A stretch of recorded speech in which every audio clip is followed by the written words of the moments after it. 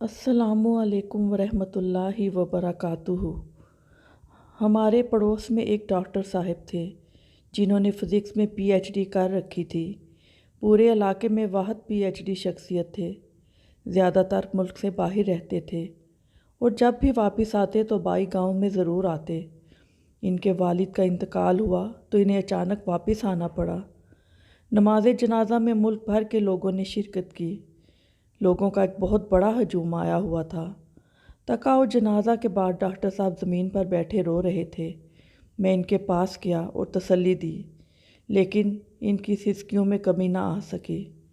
2 दिन बाद डॉक्टर साहब मुझे दोबारा मिले और कहने लगे, मौलवी साहब, मुझे अपने बाप की अचानक मौत का बहुत दुख है। अभी तो मैं अपने बाप की खिदमत करना चाहता था, मगर किस्मत ने मौका ही नहीं दिया। मगर एक गम इससे भी ज़्यादा है जो मुझे अंदर से खाए जा रहा है और मेरे इस गम में किसी किस्म की कमी नहीं हो पा रही। मैंने डॉक्टर साहब से पूछा कि आप मुझे बताएं, अपने इस गम में मुझे शरीक करें, गम बांटने से कम होता है। डॉक्टर साहब ने कहा, मेरे वालिद की बड़ी ख्वाहिश थी कि मैं बड़ा आदमी बनूं। बचपन से लेकर जवानी तक वो मेरी पढ़ाई पर खर्च करते रहे। जब मेरा पीएचडी में एडमिशन हुआ तो पैसे कम पड़ गए थे।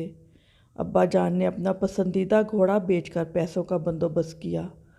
मैं पढ़ लिख कर बड़ा आदमी बन गया तो अब्बा जान का ये ख्वाब पूरा हुआ।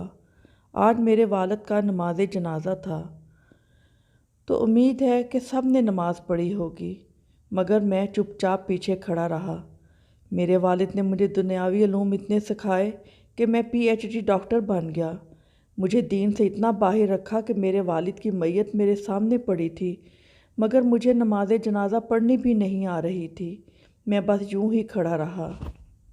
ये हाल आजकल हर दूसरे घराने का है। हर बाप की कोशिश होती है कि हमारी औलाद तरक्की के मनाज़िल तय करती रहे। मुआशरे में इनका एक मकाम होना चाहिए, मगर अफसोस कि बच्चों की दीनी तालीमात पर इतनी तवज्जो नहीं देते। आपकी औलाद आपका ख़जाना है। इनको दीन की तरफ राग़िब करें ताकि मरने के बाद भी ये आपके काम आ सकें।